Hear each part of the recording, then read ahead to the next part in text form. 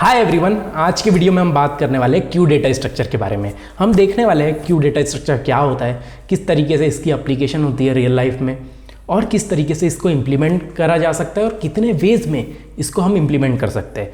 तो जल्दी से करते हैं वीडियो को स्टार्ट। तो सबसे पहले हम जानेंगे क्यू डेटा स्ट्रक्चर क्या होता है। तो जैसे कि आपने देखा होगा रियल लाइफ में, जब हम मूवी काउंटर पर जाते हैं या कोई भी रेस्टोरेंट में जाते हैं या कहीं भी जहाँ पे क्यू होती है, क्यू का मतलब क्या होता है, लाइन होती है जहाँ पे, जैसे आप मूवी टिकट में गए, आप टिकट काउंटर में लगे हुए हो, वहाँ पे लाइन होती है।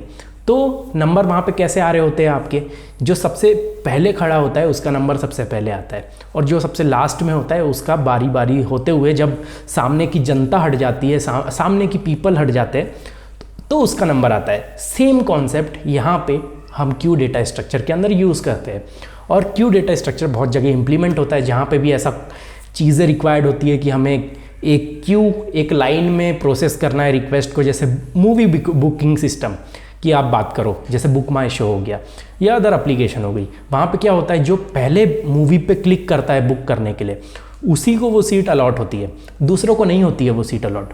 जो भी पहले आ गया मतलब फर्स्ट सर्व फर्स्ट कम के बेसिस पे वहाँ पे काम चलता है। तो क्यू जो फॉलो होता है, क्यू डेटा स्ट्रक्चर जो चीज़ पे काम करता है वो है LIFO स्ट्रक्चर, जो होता है फर्स्ट इन फर्स्ट आउट। ठीक है, इसका मतलब ये हुआ कि क्यू एक डेटा स्ट्रक्चर है जिसमें आप first in first out principle के बेसिस पे काम कर रहे होते हैं या चीज़ें परफॉर्म कर रहे होते हैं। अब समझते हैं कि ये FIFO क्या होता है। तो सेम चीज़ जैसे कि मैंने आपको मूवी टिकट के बारे में बताया कि जो पहले लाइन में खड़ा है उसको चांस पहले मिलेगा, जो लास्ट में है उसका नंबर बाद में आएगा। सेम चीज़ें यहाँ पे फॉलो होती है। जैसे कि आप यहाँ डायग्राम में देख रहे हो, मूवी काउंटर पे क्या है, पहले ये लड़की है, ठीक है, तो इसका पहले आएगा नंबर, फिर इसका आएगा, फिर इसका आएगा, फिर इसका आएगा, फिर इसका आएगा। सेम कॉन्सेप्ट में हमारा क्यू चल रहा होता है। ओके, इसको यही कॉन्सेप्ट को हम बोलते हैं FIFO structure, first in first out structure. Okay, और प्रिंसिपल भी आप बोल सकते हो। तो क्यू की यहाँ पे डेफिनेशन क्या हो गई कि जो भी चीज़ पहले आ रही है वो पहले चीज़ पाएगी, मतलब बुकिंग उसको पहले मिलेगी, जो भी लास्ट में आ रहा है उसको उसका नंबर लास्ट में लगने वाला है। ये बेसिकली हमारी डेफिनेशन है हिंदी में। इंग्लिश में आप वेबसाइट पे जाके पढ़ सकते हो, जैसे मैंने यहाँ पे भी लिखी है, queue is like a line waiting to purchase ticket where the first person in the line is the first person served. जो पहले खड़ा होता है उसको पहले सर्व किया जाता है। ओके, इतनी बात हमें समझ में आई। अब अगर बात करते हैं कि इसको हम रिप्रेजेंट कैसे करेंगे, इम्प्लीमेंटेशन के पहले कि इसको इम्प्लीमेंटेशन हम कैसे करेंगे उसके पहले आप टर्म्स जानो कि क्यू की टर्म्स क्या क्या होती है। तो एक होती है NQ। NQ का मतलब होता है आप क्यू में इंसर्ट कर रहे हो। दूसरा होता है DQ। DQ का मतलब है आप उसमें से एलिमेंट डिलीट कर रहे हो। तीसरा होता है फ्रंट। फ्रंट का मतलब होता है जो भी इंसान पहले खड़ा होगा, जो भी एलिमेंट मेरा पहले होगा उसको मैं आपको रिटर्न कर दूंगा या बता दूंगा कि ये इंसान है जो पहले आया हुआ है। रियर का मतलब क्या हुआ, रियर लास्ट को पॉइंट करता है कि लास्ट इंसान कौन सा है। ओके, इतनी बात हमें क्लियर समझ में आ गई। ओके, तो क्यू को इंप्लीमेंट करने के लिए दो तरीके हो सकते हैं। पहला तरीका हो गया यूजिंग एरे, यूजिंग वेक्टर। दूसरा तरीका हो गया यूजिंग लिंक लिस्ट। डायनामिक चले गए हम। सेम चीज़ हमने स्टैक लेक्चर में भी देखा था, यही दो अप्रोच से हम स्टैक को भी इंप्लीमेंट कर रहे थे।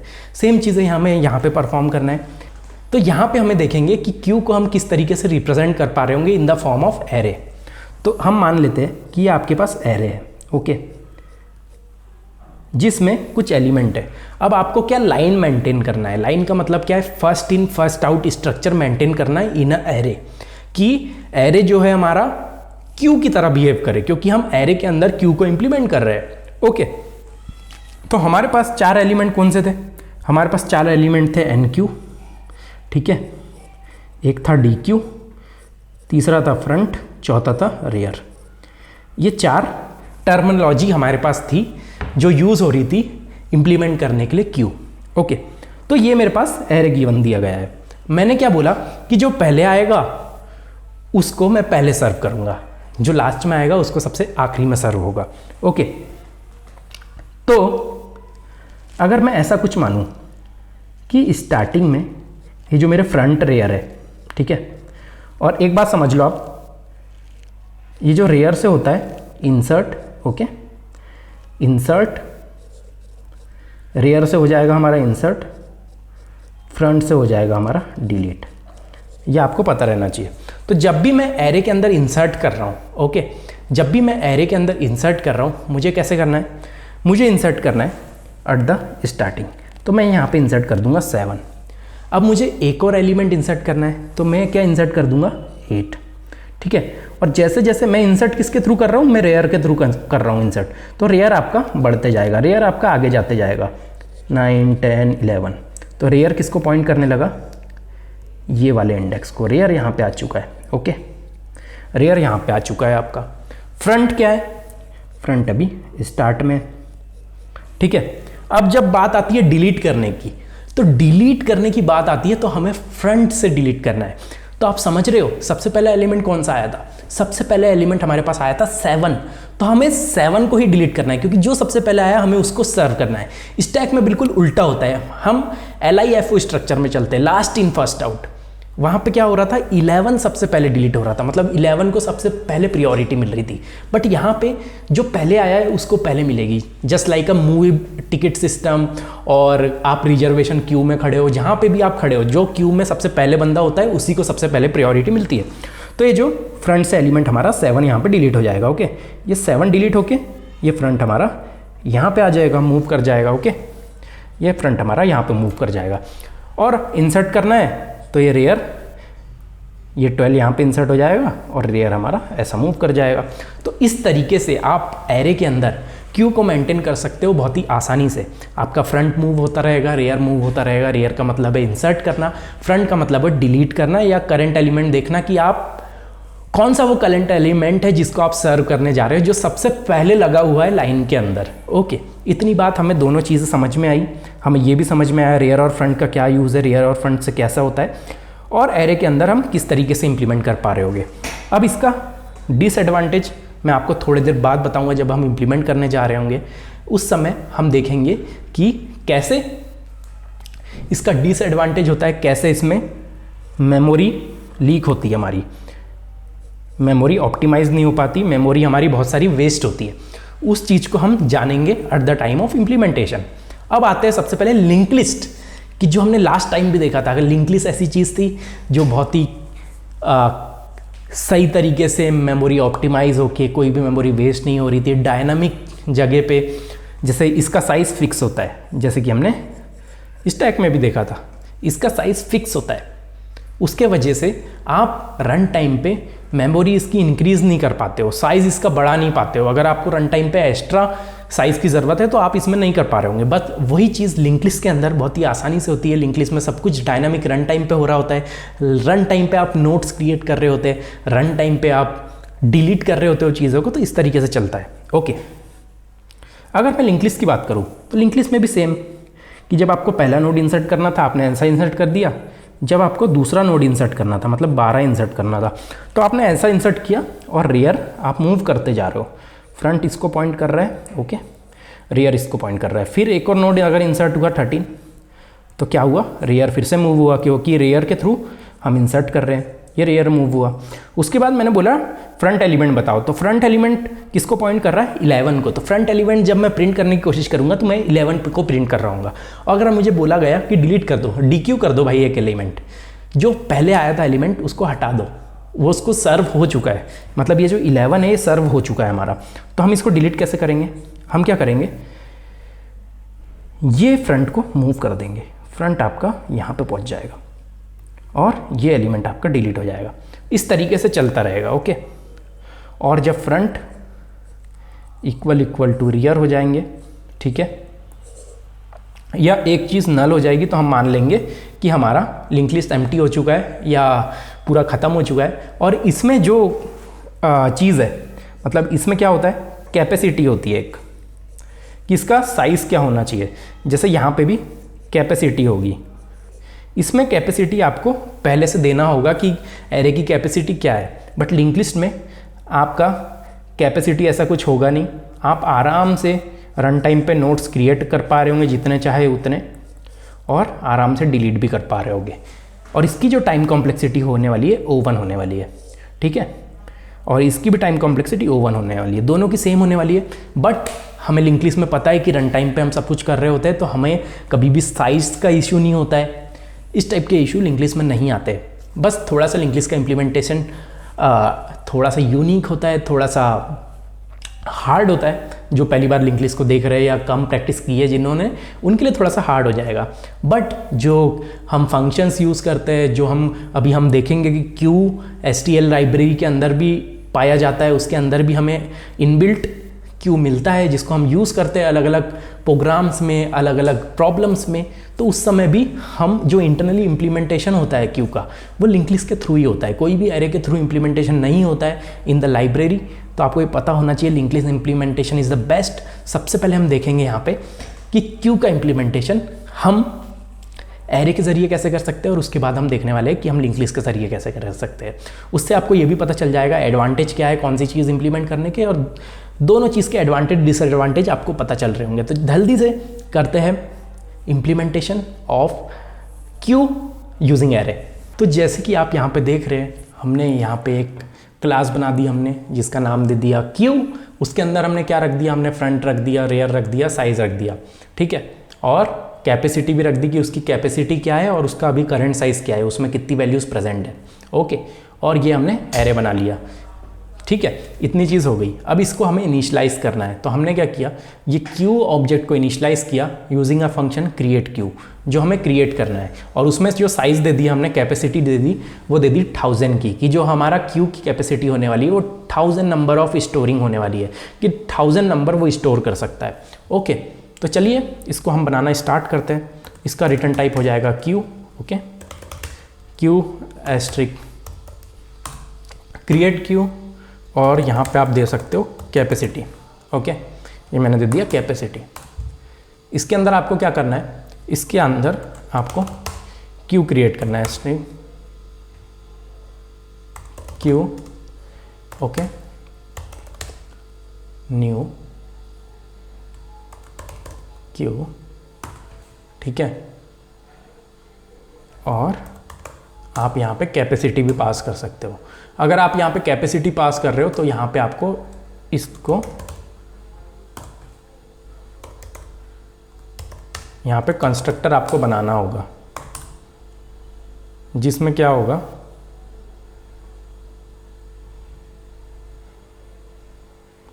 आप कैपेसिटी इक्वल टू कैपेसिटी कर रहे होंगे, ठीक है।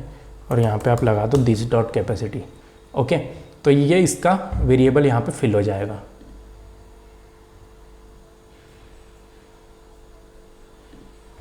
ठीक है। तो इतना हमें समझ में आया। इसमें 1000 कैपेसिटी का क्यू हमारी रेडी हो गई, ओके। अब हमें क्या करना है, हमें करना है क्यू डॉट फ्रंट, ठीक है। क्यू डॉट फ्रंट आपका 0 हो जाएगा, ये हो गया हमारा। और जो क्यू डॉट रेयर होगा आपका, क्यू डॉट रेयर स्टार्टिंग में रहेगा -1, ओके। ये -1 हमने रख दिया। और अब हमें एरे को इनिशलाइज कर लेना है। तो हम क्या करेंगे, हम बोलेंगे queue dot array equal to new int, ठीक है, न्यू इंट कैपेसिटी। और एट द लास्ट हम रिटर्न कर देंगे क्यू। जो हमने क्यू वेरिएबल बनाया है जिसमें हमने सब कुछ इनिशलाइज किया, उसको हमने रिटर्न कर दिया। यहाँ पे हमने एक और चीज़ मिस करी है जिसको हमें फिल करना होगा। क्यू डॉट साइज़ भी स्टार्टिंग में 0 होने वाला है जब कोई एलिमेंट नहीं होंगे, ओके। और लास्ट में हम रिटर्न कर देंगे क्यू। तो इसके अंदर हमारा ये क्रिएट क्यू रेडी हो जाएगा। अब हमें क्या करना है, हमें बोलना है क्यू डॉट एन क्यू, ठीक है। एन क्यू फंक्शन हम बनाने जाएंगे। और क्या बोलेंगे एन क्यू को, हम बोलेंगे ये क्यू पास कर देंगे और इसमें हम वैल्यूज़ डाल देंगे, ठीक है। हमने क्या बोला, 20 इंसर्ट कर दो आप। तो हमें यहाँ पे एन क्यू फंक्शन डिज़ाइन करना होगा। एन क्यू फंक्शन क्या कर रहा होगा, ये होगा वॉइड टाइप का, वॉइड एन क्यू, ठीक है, जिसमें आप फर्स्ट आर्गुमेंट आपका ये होने वाला है और सेकंड आर्गुमेंट आपका वैल्यू या एलिमेंट आप जो भी बोल दो वो होने वाला है, ओके। ये हमें समझ में आया। अब हम एन क्यू कब कर सकते हैं, सोचो। एन क्यू आप जब कर सकते हो या तो एलिमेंट नहीं है, या क्यू हमारी फुल नहीं है, इस टाइप के केस में हम इंसर्ट कर पा रहे होंगे। तो हमें क्या चेक करना होगा, हमें सबसे पहले चेक करना होगा इस फुल, क्या क्यू फुल तो नहीं है। अगर क्यू फुल है ऑलरेडी, ठीक है, ये क्यू पास कर दो आप, अगर क्यू फुल है तो हम कुछ नहीं कर सकते, हम रिटर्न कर जाएंगे क्या बोल के कि भाई क्यू इज़ फुल। तो हमें यहाँ पता चला कि क्यू एम्प्टी नहीं है, समझो। ओके, तो हम क्या करेंगे, हम सबसे पहले रेयर को मूव करेंगे, क्यू डॉट रेयर को, क्यू रेयर +1, ठीक है, queue rear +1 mod capacity. Okay, ये कर दिया हमने, mod queue dot capacity, capacity तो यहाँ पे है नहीं, क्यू के अंदर होगा, तो क्यू डॉट कैपेसिटी। ओके, ये कर दिया हमने। इससे हमें यहाँ पे क्यू के रेयर में वो इंडेक्स मिलेगा जिस पे हमें इंसर्ट करना है वैल्यू को, और इसके बाद हम सीधे कर देंगे, हम बोलेंगे कि भाई queue array rear equal to value. Okay, यहाँ पे आपका इंसर्ट हो चुका है, तो आप यहाँ से रिटर्न भी कर सकते हो। ओके, हमारा वॉइड टाइप है तो हम कुछ रिटर्न नहीं कर रहे, तो छोड़ देते हैं इसको ऐसे ही। यहाँ पे आपने एक चीज़ मिस कर दी, आपने जब क्यू में इंसर्ट किया कोई एलिमेंट को, तो आपको साइज़ भी बढ़ाना होगा। जो आपका क्यू का साइज़ है उसको इंक्रीज़ करना होगा। करेंट साइज़ हमारा क्यू का किस में स्टोर है, ये साइज़ में। ओके, और at the time of initialization ये 0 है। तो जब हम वैल्यू इंसर्ट कर देंगे तो हम बोलेंगे queue size equal to queue size +1। Okay, ये कर दिया, और लास्ट में हमने प्रिंट करा दिया कि भाई इंसर्ट एलिमेंट इज, और हम यहाँ पे प्रिंट भी कर देंगे कि जो इंसर्ट एलिमेंट है वो है ये वाला। ओके, ये हो गया हमारा, प्रिंट भी कर दिया हमने, तो हमारा एनक्यू रेडी हो गया। अब ये हमें इस फुल फंक्शन बनाना है, ये इसका रिटर्न टाइप बूलियन होने वाला है, ठीक है, तो हम बोलेंगे बूल इस फुल, ठीक है, और इसके अंदर जो पास होने वाला है वो है क्यू। ओके, बस इसके अंदर आपको चेक करना है if queue capacity equal to size. अगर ये हो जाता है, क्यू की कैपेसिटी इक्वल टू साइज हो जाती है, मतलब क्यू हमारी पूरी फुल हो चुकी है, क्यू के लास्ट एलिमेंट तक हम जा चुके हैं, ऐसा अगर होता है तो हम बोल देंगे रिटर्न ट्रू। ओके, अगर ऐसा नहीं होता तो आप सीधे बोल दो रिटर्न फॉल्स। ओके, इतना हो गया, इतना हमें समझ में आया। हमने ये इस फुल फंक्शन बना लिया, हमने क्रिएट क्यू का भी फंक्शन बना लिया, हमने इंसर्ट भी कर दी क्यू के अंदर वैल्यूज़। ओके, अब हमें क्या करना है, हमें डिलीट भी तो करना है वैल्यूज़। डिलीट करने से पहले यहाँ पे हम और वैल्यूज़ इंसर्ट कर देते हैं। इसको रिपीट कर दो आप 2-3 बार, ठीक है। जब इसको आप रिपीट करोगे, वैल्यूज़ चेंज करोगे 30, 40, 50, तो 4 एलिमेंट क्यू के अंदर हमारी स्टोर हो चुकी है। ओके, इतना हमें समझ में आया। अब हमें DQ करना है, और DQ जब हम करेंगे तो पहला एलिमेंट कौन सा डिलीट होने वाला है, जो सबसे पहले ऐड हुआ है। सबसे पहले कौन सा ऐड हुआ है, 20, तो हमारा DQ होना चाहिए 20 एलिमेंट। ओके, और उसके बाद हमारी क्यू प्रिंट होना चाहिए कि क्यू में क्या क्या है।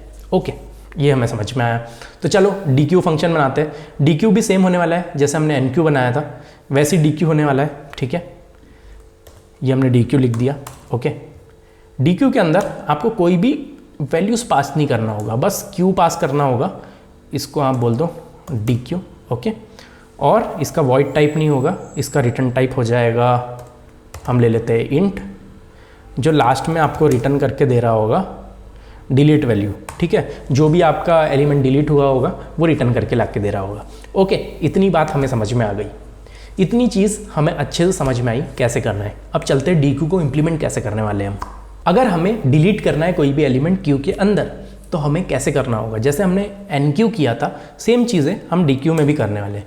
DQ में हम सबसे पहले चेक करेंगे कि जो हम एलिमेंट डिलीट करने जा रहे हैं या जो हमारी क्यू है वो एम्प्टी तो नहीं है। अगर क्यू एम्प्टी है तो हम भाई रिटर्न कर जाएंगे इंट min कि क्यू तो हमारी एम्प्टी है, हमारे पास कुछ भी नहीं है। ये इज़ एम्प्टी फंक्शन हमें बनाना पड़ेगा, ठीक है। अगर हमारी क्यू एम्प्टी नहीं है, उसमें एलिमेंट है, तो हमें कैसे डिलीट करना होगा, हमें क्या बोलना होगा, क्यू एरे फ्रंट, ठीक है। इसको आप ले सकते हो इंट ऑफ डिलीट एलिमेंट। ये मैंने बना लिया एक वेरिएबल डिलीट एलिमेंट, जिसमें ये फर्स्ट एलिमेंट आ जाएगा जो भी फ्रंट पे रखा होगा, ओके। उसके बाद ये फ्रंट को हमें आगे बढ़ाना होगा, ठीक है। तो हम ये फ्रंट को आगे बढ़ा देंगे, Q dot front +1 mod queue dot capacity, okay. ये हमने कर दिया, Q dot front +1 Q dot capacity. तो ये फ्रंट है, एक आगे चले जाएगा, मतलब वो एलिमेंट डिलीट हो चुका है। और उसके बाद आप ये एलिमेंट को डिलीट कर सकते हो, मतलब ये ऑटोमेटिकली डिलीट हो जाएगा, हम ऐसे मान के चल रहे हैं, ओके, कि हमने इंडेक्स से मूव कर दिया।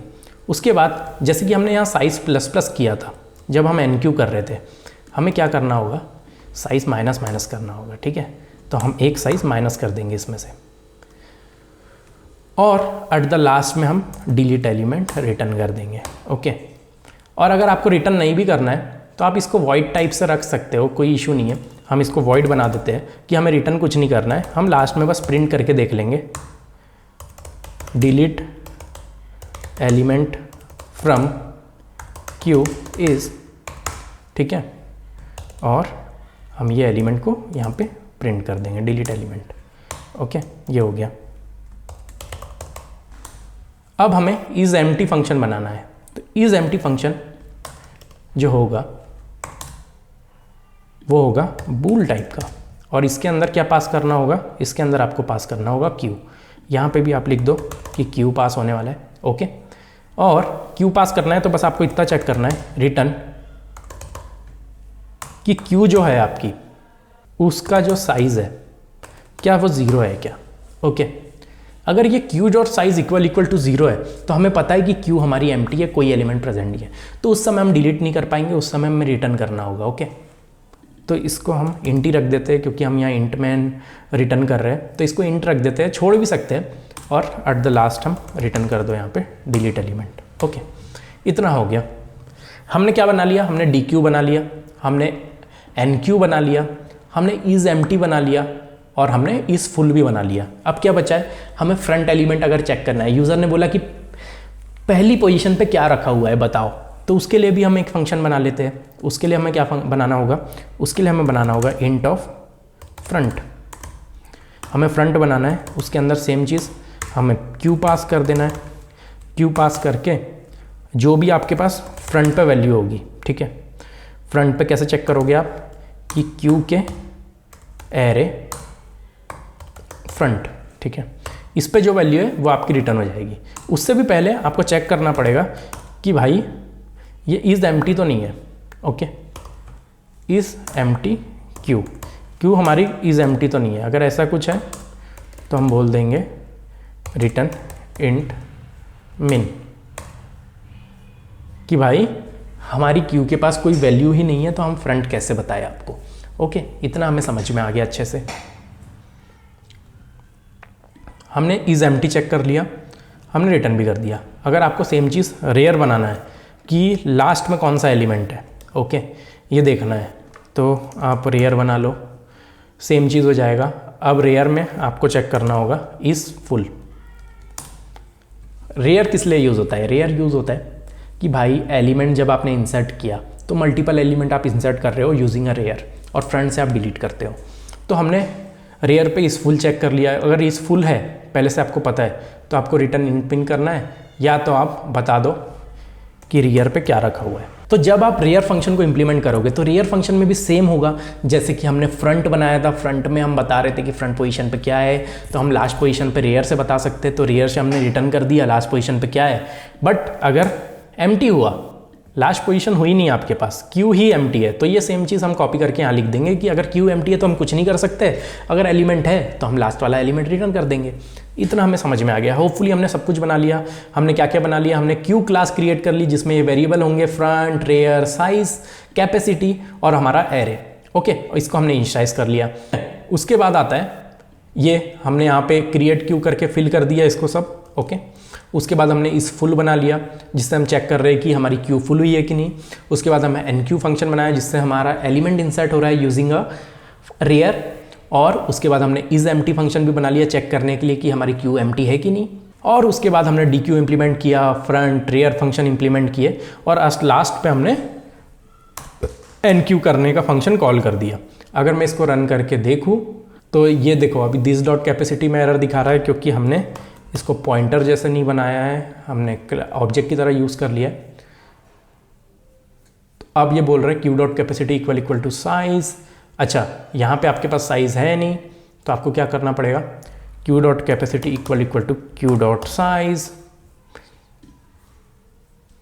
ठीक है, और आपके पास यहाँ पे रेयर भी नहीं है तो आपको हमेशा याद रखना है क्यू डॉट रेयर ऐसा लिखना होगा आपको। मैंने सीधे रेयर लिख दिया है। ओके, आई थिंक अब चल जाना चाहिए। इंट मिन, तो इंट मिन इसलिए डिक्लेयर नहीं है क्योंकि हमने यहाँ पे लाइब्रेरीज दूसरी यूज़ करी है। तो देखो हमने यहाँ पे क्या क्या चेंजेस करे जिसकी वजह से हमारा जो इंसर्ट क्यू के अंदर अच्छे से हो चुका है। फर्स्ट एलिमेंट इंसर्ट हुआ है 20, 30, 40, 50। ओके, इस तरीके से हमारा इंसर्ट हुआ है।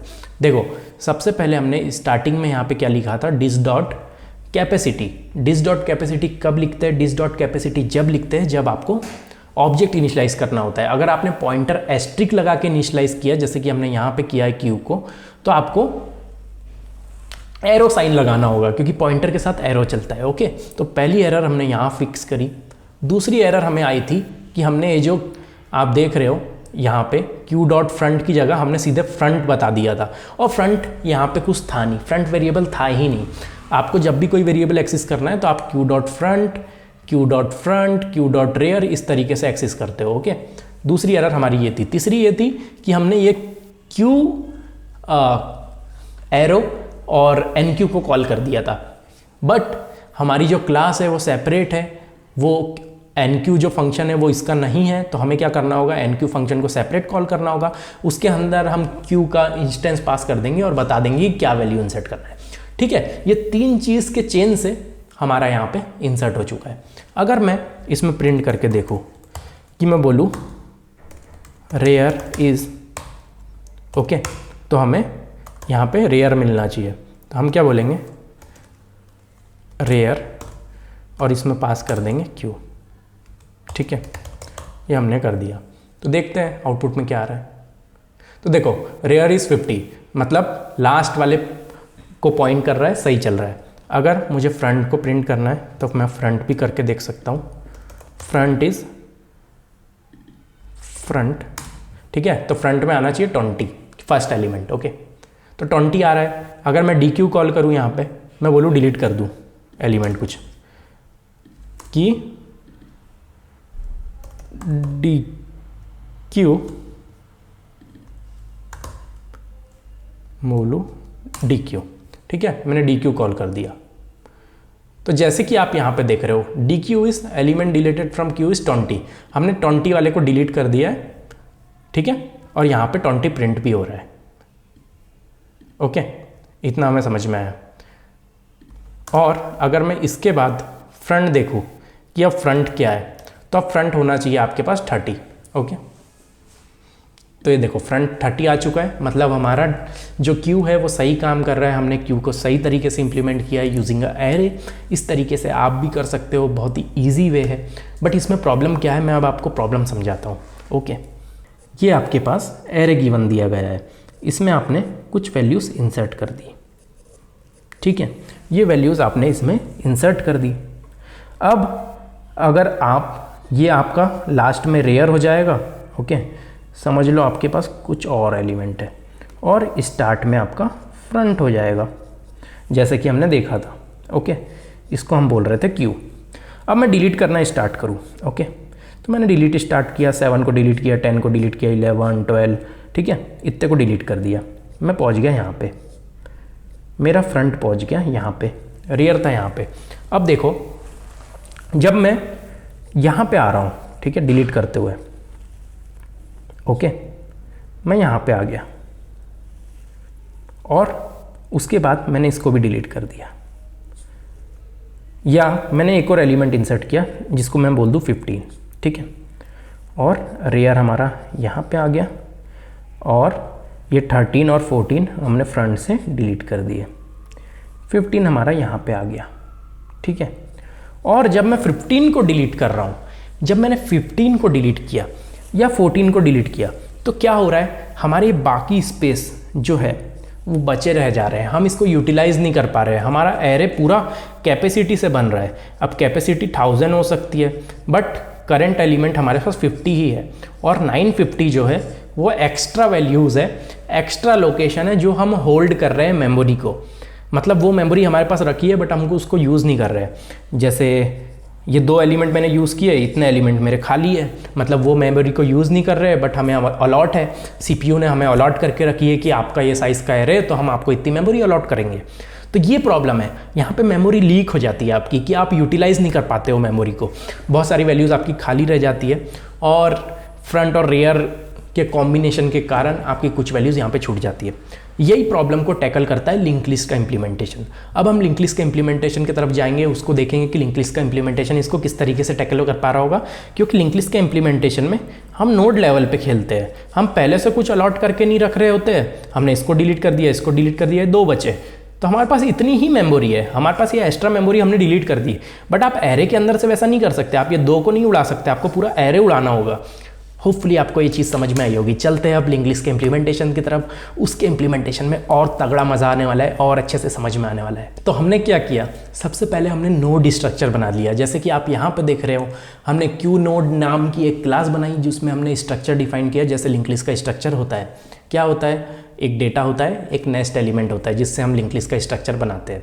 मतलब नेस्ट में नेस्ट नोड का एड्रेस होता है और डेटा में उसकी वैल्यू होती है। ओके, ये हमने बना लिया। जैसे कि आपको पता है, लिंक लिस्ट आपने पढ़ी होगी तो आसानी से आपको पता है कि नोड स्ट्रक्चर है। उसके बाद हमने क्यू का स्ट्रक्चर बनाया। क्यू में हमने क्या बताया, फ्रंट और रेयर एक नोड है, ठीक है, जिसको हमने इनिशियलाइज कर दिया नल से कि अभी इसमें कोई एलिमेंट प्रेजेंट नहीं है। ओके, और हमने ये 2 फंक्शन बना लिए। क्या, void enqueue जिसमें हम वैल्यू इंसर्ट करेंगे, ठीक है, with the help of this function void dequeue जिसके थ्रू हम वैल्यू डिलीट करने वाले हैं इन द क्यू। ओके, अब हमें इसका ऑब्जेक्ट बना लेना है। हमें क्या बोलना है, क्यू एस्ट्रिक क्यू, ठीक है, न्यू क्यू, ठीक है, ये हमने इसका ऑब्जेक्ट बना लिया। तो देखो यहाँ पे हमारा ऑब्जेक्ट बन चुका है। हमने इसको रन करके भी देखा तो हमारा ऑब्जेक्ट बन चुका है। इसके अंदर हमें यहाँ पे पब्लिक मेंशन करना पड़ा, क्योंकि बाय डिफ़ॉल्ट C++ के अंदर अगर आप पब्लिक डिफाइन नहीं करते हो तो वो प्राइवेट मानता है, तो ऑब्जेक्ट आपका क्रिएट नहीं हो पा रहा होता है। ओके, उसकी वजह से तो आपको पब्लिक लिखना नहीं भूलना है। उसके बाद आप क्या करोगे, आप बोलोगे क्यू NQ10 कि 10 NQ कर दो। ऐसे ही 3-4 बार और लिख लो, 20 NQ कर दो, ठीक है, ये हमने 20 लिख दिया। अब हमें NQ फंक्शन को बनाना है। NQ फंक्शन को हमें बनाने के लिए क्या क्या चीज़ें रहेगी, हमें सबसे पहले NQ करने के लिए, वैल्यू इंसर्ट करने के लिए हमें नोड क्रिएट करना होगा, ठीक है। तो हम क्या करेंगे, क्यू नोड एस्ट्रिक नोड, और आप बोल सकते हो इसको न्यू नोड। ओके, हमने न्यू नोड बना लिया, equal to new queue node, और इसमें आप पास कर दोगे x, ठीक है, जो उसकी वैल्यूज़ है। और इफ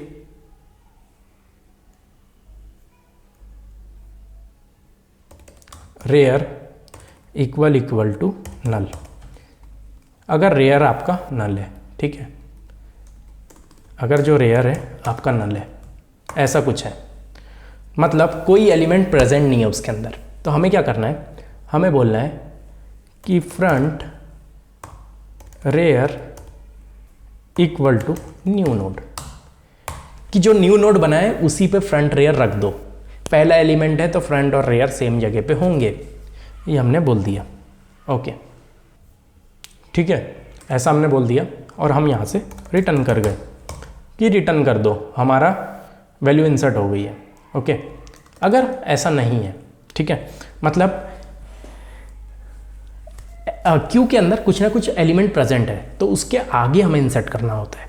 ओके, तो हम क्या बोलेंगे, हम बोलेंगे रेयर के नेक्स्ट में आप डाल दो न्यू नोड, और अब रेयर जो हो जाएगा आपका न्यू नोड को पॉइंट करने लगेगा, उसके बाद आप रिटर्न कर दो। ओके, ठीक है, ये हमारा बन गया NQ फंक्शन। DQ फंक्शन में आपको क्या करना होगा, DQ में भी आप DQ जब करते हो, DQ कहाँ से होता है, फ्रंट से होता है। ओके, हमें वो भी समझ में आया। हमने क्या बोला, if front equal to null, अगर फ्रंट नल है तो रिटर्न कर जाओ। ओके, मीन्स क्या हुआ, हम बोल सकते हैं no element present. Okay, no element present in queue. ठीक है, ये हमने बोल के रिटर्न कर गए। अगर कुछ एलिमेंट है पहले से, आपको पता है कि एलिमेंट है उसके अंदर, तो हम क्या करेंगे, अगर एलिमेंट है तो हम एक नोड बनाएंगे क्यू नोड टाइप का। ओके, जिसको हम बोल सकते हैं टेम्पररी नोड। उसमें हम जो भी फ्रंट में नोड होगा उसको ले लेंगे, और फ्रंट इक्वल टू फ्रंट के नेक्स्ट को पॉइंट करने लगेंगे। ओके, और लास्ट में हम कर देंगे फ्री टेम्प। ठीक है, तो उससे हमारा जो नोड होगा वो डिलीट हो जाएगा। और इसके पहले आप ये भी कर सकते हो कि आप बता दो कि डिलीट नोड कौन सा हुआ है। और यहाँ पर आपको एक और कंडीशन चेक करना होगा, जब आप फ्रंट को नेक्स्ट पे ले जा रहे हो, ठीक है, फ्रंट इक्वल टू फ्रंट का नेक्स्ट, तो आपको चेक करना है कि फ्रंट नल तो नहीं हुआ है। अगर फ्रंट इक्वल टू नल हो गया है तो आपको रेयर को भी नल करना पड़ेगा, मतलब कोई एलिमेंट प्रेजेंट नहीं है। ठीक है, रेयर इक्वल टू नल, ये हो गया। अगर नेक्स्ट करने के बाद हमारा फ्रंट ऐसी जगह पहुंच जाता है जहाँ पे एलिमेंट प्रेजेंट ही नहीं है, मतलब लास्ट नोड बचा है आपका, समझ लो कि लास्ट नोड है।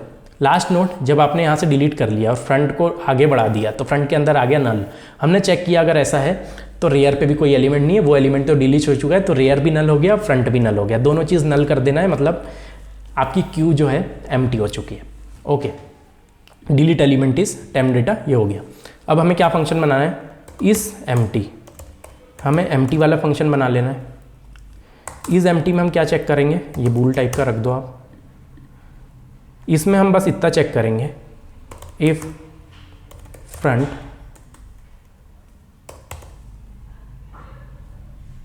Equal to null and rear equal to नल।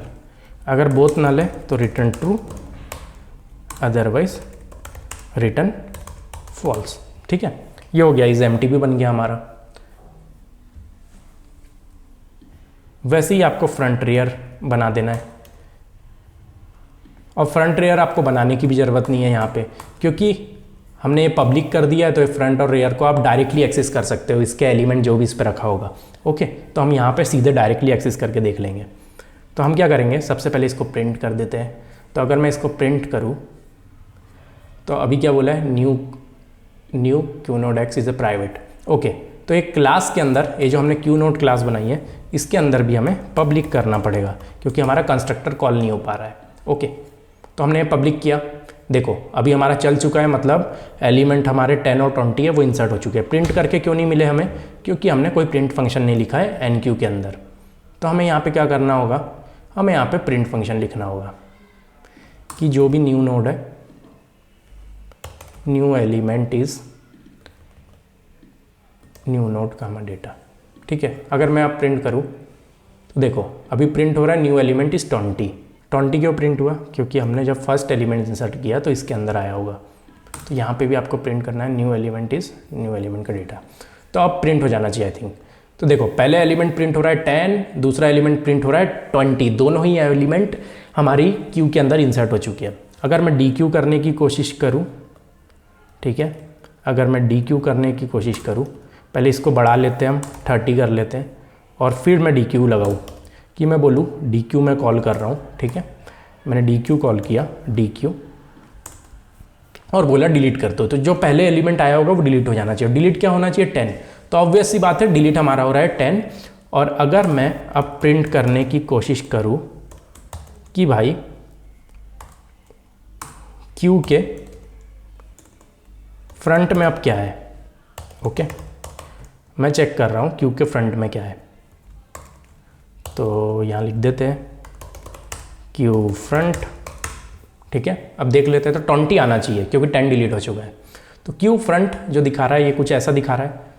ऐसा क्यों दिखा रहा है? क्यू के फ्रंट का हमें डेटा देखना होगा, हमें मेमोरी लोकेशन मिल रही है क्योंकि हमने उसका वेरिएबल प्रिंट नहीं किया है, हमने उसका पूरा पाथ मेमोरी लोकेशन प्रिंट कर दिया है, ठीक है। तो अगर हम इसका डेटा प्रिंट करें कि डेटा के अंदर क्या है, तो 20 मिल रहा है। क्यू के फ्रंट में 20 है, वैसे ही आप क्यू के रेयर में भी देख सकते हो। रेयर में कितना होना चाहिए? रेयर में 30 होना चाहिए। क्यू रेयर का डेटा देखोगे जब आप, तो आपको मिलना चाहिए 30। देखो क्यू के रेयर में 30 मिल रहा है, मतलब हमारा सही चल रहा है। अगर मैं और एलिमेंट कुछ इंसर्ट कर दूँ, मैं बोलूँ कि मैं डाल दूँ 40, 50, ठीक है, और प्रिंट करने की कोशिश करूँ, तो देखो न्यू एलिमेंट इंसर्टेड 40, 50। और अगर फिर से मैं रेयर और ये यहाँ से हटा दूँ, लास्ट में प्रिंट करूँ, ओके, तो लास्ट में प्रिंट करने पे आपको मिलना चाहिए। तो देखो क्यू फ्रंट इज़ 20 बिकॉज हमने 10 को डिलीट कर दिया यहाँ पे, तो क्यू का फ्रंट 20 हो गया और लेटेस्ट एलिमेंट जो है उसमें लास्ट में जो इंसर्ट हुआ है वो 50, तो रेयर में आ गया 50। इस तरीके से हमारा इंप्लीमेंटेशन सही चल रहा है। और इसकी जो टाइम कॉम्प्लेक्सिटी होने वाली है, इसकी टाइम कॉम्प्लेक्सिटी O(1) होने वाली है इन एनी टाइम, क्योंकि एक सिंगल कांस्टेंट टाइम में आप डिलीट भी कर पा रहे हो, आप इंसर्ट भी कर पा रहे हो, आप बिल्कुल ट्रावर्स नहीं कर रहे हो लिंक लिस्ट में। चाहे आप एरे की बात करो तो उस पर भी आप ट्रावर्स नहीं कर रहे थे। बट यहाँ पे जो फ़ायदा है, एडवांटेज जो लिंक लिस्ट का इम्प्लीमेंटेशन के साथ है, आप मेमोरी वेस्ट नहीं कर रहे हो। पहली चीज़, आप बिल्कुल मेमोरी को फुल्ली ऑप्टिमाइज़ कर रहे हो। जो भी एलिमेंट आपके पास डिलीट करना है तो उसको प्रॉपरली डिलीट कर रहे हो। आप कुछ भी मेमोरी एक्स्ट्रा नहीं रख रहे हो, जितने एलिमेंट है उतनी मेमोरी आपके पास है। और रन टाइम पे आप मेमोरी क्रिएट कर पा रहे हो, जितनी मेमोरी आपको चाहिए उतनी आप ले पा रहे हो। एरे में वही रेस्ट्रिक्शन पड़ जाते हैं, आपको कैपेसिटी पहले से बताना होता है। या फिर आप वेक्टर भी अगर यूज़ करना चाहो कि वेक्टर मैंने यूज़ किया, तो वेक्टर में भी बहुत सारा स्पेस, हर बार वो डबल होता रहेगा, तो आपका फ्रंट और रेयर मूव होता रहेगा। ऐसी भी कंडीशन आएगी कि आपके पास 2 एलिमेंट है बट आपने 4 गुना साइज़ का आपके पास करंट में वेक्टर पड़ा है। क्यों? क्योंकि आपके पास पहले 4 गुना एलिमेंट थे, तो वेक्टर ने अपना साइज़ बढ़ा लिया, बट वेक्टर साइज़ कम नहीं कर सकता है। और रन टाइम पे आपने डिलीट कर दिया एलिमेंट्स, तो अब करंट क्यू में 2 ही एलिमेंट है, बट आपका वेक्टर का साइज़ 4 गुना हो चुका है, 4000 हो चुका है, बट 2 ही एलिमेंट है, तो आप बहुत सारी मेमोरी वेस्ट कर रहे हो। इस तरीके से एरे और लिंक लिस्ट में डिफरेंस आता है। वही अगर लिंक लिस्ट की हम बात करें तो 4000 अगर एक बार क्यू का साइज़ हुआ, तो जैसे जैसे कम होगा मेमोरी भी वैसे वैसे हटती जाएगी, फ्री होते जाएगी स्पेस। तो आपके पास एट लास्ट 2 ही नोड होंगे, अगर 2 नोड बच रहे तो। ओके, होपफुली आपको समझ में आया होगा। क्यू बहुत ही सिंपल टॉपिक है, बहुत ही सिंपली तरीके से मैंने आपको एक्सप्लेन करने की कोशिश करी। मिलते हैं नेक्स्ट वीडियो में, तब तक के लिए टेक केयर, बाय बाय, सी या, हैव अ गुड डे।